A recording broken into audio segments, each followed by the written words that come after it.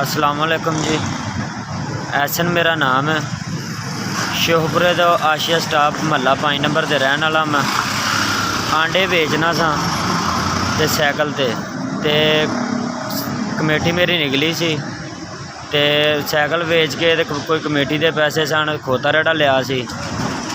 मुंडा सी दोस्त ते वो 5-4 दिनों तो 10 दिनों तो सलाम दुआ सी उहदे नाल। वो मेरे को खोता रेड़ा मंग के लै गया। ठीक है, वो लैके गया वे शाम को मैं लैन गया उहदे कोलों तो लब्भा ही नहीं आ सर जी मैनू।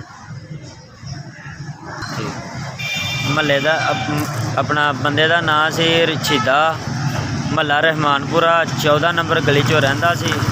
ठीक है, वो नहीं हुण मैनू लभदा।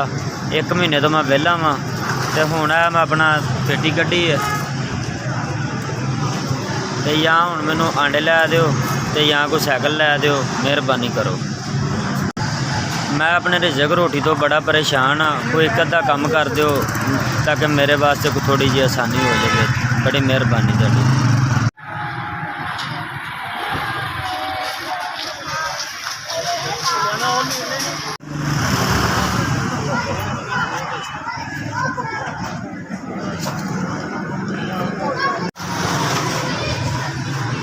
मैं तुहाडा बड़ा शुक्रगुजार हाँ।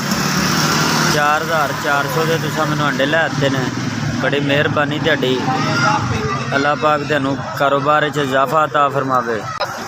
अल्लाह पाक तुहानू तंदरुस्ती देवे, जिंदगी देवे। अल्लाह पाक तुहाडे कारोबार च बरकत पावे। ए तुसां मैनू 4400 रुपये के अंडे लैके दित्ते ने। अल्लाह पाक तुहाडे कारोबार च इन्ना को इजाफा अता फरमावे। तुसीं गरीबां दी मदद करदे हो, बड़ी मेहरबानी तुहाडी, शुक्रगुजार हाँ तुहाडा।